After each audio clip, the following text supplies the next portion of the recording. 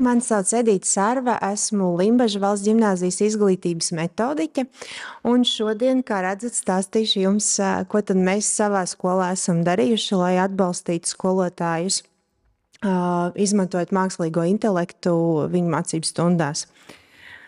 Un šeit ir tādi 3 jautājumi, kur izdarot izvēles, mēs secīgi nonākam pie nākamajām izvēlēm. Un mēs jau šeit redzējām Astras prezentācijā, ka ir skolēni, kuriem ir pieredze, ir skolas, kurās nav atļauts lietot mākslīgā intelekta rīkus. Un šis bija tas jautājums, ar kuru mēs tāpat kā citas skolas sākām savu diskusiju. Mākslīgais intelekts ir atnācis, mēs saņemam esejas, kuras nav rakstījuši mūsu skolēni gan latviešu valodā, gan angļu valodā. Mēs saņemam uzdevumus, kur mums ir aizdomas, ka tos nav risinājuši mūsu skolēni. Ko tad ar to tālāk darīt? Vai mēs ejam to ceļu, kur mēs aizliedzam lietot šos rīkus un sekojam līdzi un ļoti asi reaģējam situācijās, kur tas notiek, vai mēs ejam ceļu, kur mēs atļaujam šos rīkus izmantot un mēģinam saprast, kā gan mēs paši varam tos apgūt, gan arī skolēniem palīdzēt tos izmantot jēgpilnāk. Un tad savā skolā jāsaka gan, ka tas nebija tā vienbalsīgi, jo tāpat kā citās skolās arī mūsu skolotājiem viedokļi bija dažādi, pieredzes bija dažādas, un skaidrs, ka tā atbilde arī nav viennozīmīga, ka noteikti labi ir darīt vai nedarīt, un šeit jau arī Mārtiņa prezentācijā dzirdējāt, ka ir ļoti jādomā, ja mēs ļaujam to darīt, kā mēs nepazaudējam to mācīšanos tajā darīšanā.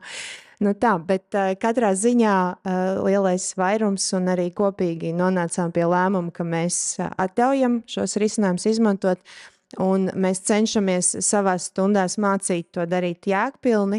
Mācamies arī paši, lai zinātu, kur tad skolēni ir kādu informāciju dabūjuši un kurā brīdī, uz ko mēs varam atsaukties, sakot vai paužot bažas, ja kāds no satura nav viņu radīts.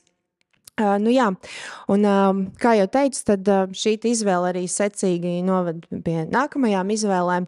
Tātad, ja mēs kaut ko atļaujam, tad mums ir jārēķinās, ka mums ir tas jāmāca, lai tas notiek jēgpilni, un arī jāpēta. Un šis nav tāds lēmums, tagad mēs atļāvām, tagad mēs ātri skolotāji iemācāmies un tagad mācām skolēnus. Kā jau šeit visi iepriekšēji prezentētāji teica, mums bija absolūti skaidrs, ka tas attīstības ātrums ir tik liels, ka tā nebūs neviena mācīšanās pieredze, ne daži kursi, kuros mēs mācāmies, bet tā ir tāda faktiski pieeja, kas ir jāiestrādā visos skolas procesos. Un tas arī tas, ko mēs darījām, un centīšos jums tālāk izstāstīt, kā. Sākām ar to, ka organizējām nodarbības organizējām skolotājiem mazās grupās, rādījām gan rīkus, ar kuriem radīt tekstu, gan rīkus, ar kuriem radīt attēlus. Bija gan arī mazliet komiski, jo kamēr gatavojām prezentācijas, kādi rīki jau bija nomainījušies un bija jāgatavo jaunas prezentācijas. Sevišķi ar attēlu apstrādes rīkiem, kur šī piekļuve, pieeja un iespējas tiek visu laiku regulētas un mainītas. Organizējām nodarbības vairākās mazās grupās, nevis visiem kopīgi. Rūpējāmies par to, lai tās ir ļoti praktiskas, lai skolotāji ne tikai redz, dzird, bet arī paši ir darbojušies ar šī mākslīgā intelekta rīkiem. Un centāmies reaģēt uz tām bažām, uz tiem izaicinājumiem, ko skolotāji bija pauduši saistībā ar mākslīgā intelekta izmantošanu viņu stundās. Tad mums skolā darbojas arī tehnoloģija mentors. Mazliet esam nosaukušies Limbaža valsts ģimnāzijas informācija, komunikācija, tehnoloģija supergrupa. Bet faktiski jau tie ir vienkārši skolotāji, kur ikdienā šos risinājumus mācības stundās lieto, kuri ir gatavi atbalstīt arī kolēģus, ja viņiem ir jautājumi, gatavi runāties, gatavi dalīties ar savu pieredzi gan dažādos pasākumos, gan arī skolas iekšēnē ar kolēģiem, kuriem tas ir aktuāli. Un mēs daudz piedalāmies un rosinām arī skolotājus piedalīties dažādos profesionāls pilnveidas pasākumos. Mums skolā ir tāds pasākums Tasīt izglītības, arī tur esam runājuši par mākslīgo intelektu. Šajā pasākumā skolotāji dalās ar prakses piemēriem, kas mākslīgā intelektā ātruma gadījumā ir ļoti vērtīgi, jo tas attīstās tik ātri, ka tos piemērus pieģenerēt nemaz tik vienkārši nevar paspēt. Nu jā, tā kā cenšamies arī rūpēties par to, lai šādi piemēri ir. Gan paši regulāri braucam uz konferencēm, stāstam saviem skolotājiem, kur esam to dzirdējuši, gan piedalāmies konferencēs un stāstam, ko tad mēs esam izpētījuši un darījuši saistībā ar mākslīgo intelektu.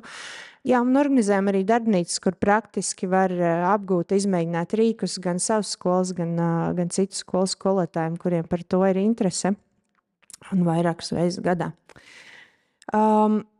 Un tad vēl viena lieta, šeit vairākās prezentācijās arī redzējām, arī mums bija aizdomas, kad problēma ir ar to uzvedņu rakstīšanu. Tātad, kā mums pajautāt, lai mēs dabūtu rezultātu, kuru mēs vēlamies. Un tad pagājušajā gadā konferencē dzirdēju tādu lielisku teikumu, kad skolotāji var galīgi neuztraukties mākslīgā intelekta laikmetā, jo mums ir tā pati vērtīgākā prasme, kas ir vajadzīga, lai lietot mākslīgo intelektu. Mēs mākam lietas izskaidrot pa soļiem. Lūk, tas ir tas, kas ir vajadzīgs, lai spētu šīs uzvednes uzrakstīt un šīs atbildes, kas mums ir nepieciešamas, arī saņemt. Brīdis, kad skolotāji pirmo reizi izmēģina, piemēram, ChatGPT iespējas, ir tāds mazliet komisks, daži ir dusmīgi, dažiem liekas, wow, citi saka, šodien jau nekā nav, un tad arī nav jēga vispār tālāk rakt, viņš šīs nemāk. Un šīs ir ļoti saprotams reakcijas, un tas ir ļoti lielā mērā saistīts ar to, kā skolotāji, arī skolēni, māk rakstīt šīs uzvednes. Tad kā mēs mākam paprasīt to, kas mums ir vajadzīgs, un vai mēs spējam iztēloties visas lietas, ko mēs varam paprasīt. Un parādīšu arī dažus piemērus tām atgādinājumiem, ko mēs tāpēc skolotājiem veidojām, gan lai saprastu, kā sarunāties ar rīkiem, kas rada tekstus, gan sarunāties ar rīkiem, kas rada vizuālo informāciju. Jā, kā jau pieminēju, cenšamies apkopot, dalīties arī savu skolotāju starpā ar šiem piemēriem. Kā tad kāds kolēģis ir izdomājis kādu jaunu, gudru, interesantu veidu, kā šos mākslīgā intelekta risinājumus izmantot. Praktiski ieteikumi tajos gadījumos, kad skolotājs nāk ar konkrētu problēmu, ir bijis mājasdarbs, ir iesniegts esejas, ir uzrakstīts darbs, ir aizdomas, tātad kā šo risināt. Ja pašā sākumā, kad parādījās šī mākslīgā intelekta rīki, sākām tos arī izmantot skolā, tad meklējām vēl aktīvi, centāmies sekot līdzi dažādiem risinājumiem, kas palīdz izvērtēt, cik liela iespējamība, ka to saturu ir radījis mākslīgais intelekts, tad šobrīd esam jau samierinājušies, ka tā lieta neies, jo es pieļauju, ka visi, kas ir mēģinājuši šos risinājumus, ir sapratuši, ka arī ar tekstiem, ko rada cilvēki, viņam dažkārt liekas, ka liela iespējamība, ka mākslīgais intelekts. Tā kā šobrīd cenšamies saprast, kas ir tās stratēģijas un veidi, kā mēs varam darīt secīgi, kā mēs varam strādāt ar skolēniem un uzdot viņiem uzdevumus tā, lai mēs varētu būt pārliecināti, ka tas tiešām ir viņu darbs. Un, ja viņš ir izmantojis mākslīgo intelektu, tad arī izrunāt ar viņu nianses, cik labi vai slikti, vai ko vajadzētu uzlabot, vai kur vajadzētu tomēr pārrakstīt šo tekstu citādāk. Jā, jau pieminēju tātad risinājumu konkrētām problēmām, un kā jau sākumā teicu, šis nav tāds viena gadījuma, akcija, nodarbības pieredze, kas izmaina visu to skolas sistēmu. Mēs arī regulāri domājam, paturam prātā šīs mākslīgā intelekta iespējas, strādājot pie skolas dokumentācijas, iekļāvām punktu, kas ir saistīts ar mākslīgā rīka izmantošanu skolas vērtēšanas kārtībā, domājam par to arī izstrādāt skolas goda kodeksu. Šāds punkts parādās arī skolēniem vienotajos pētniecisko darbu noformēšanas nosacījumos. Tā kā mēģinam to pamazām iestrādāt visos skolas procesos kā daļu no mūsu mācīšanās pieredzes, jo šeit redzējāt Astras pētījumā, ka liela daļa mūsu skolēni gribam to vai nē, šos risinājumus izmanto un izmantos un turpinās izmantot.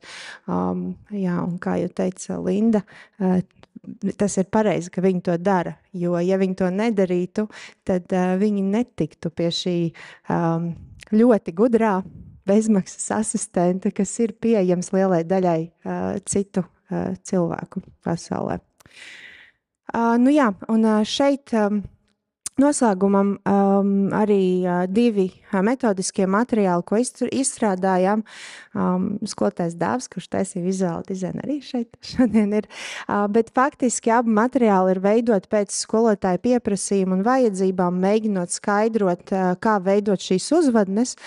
Pirmais materiāls ir saistīts ar teksta, mākslīgā intelekta teksta veidošanas rīkiem, un otrais ar attēlu veidošanas rīkiem.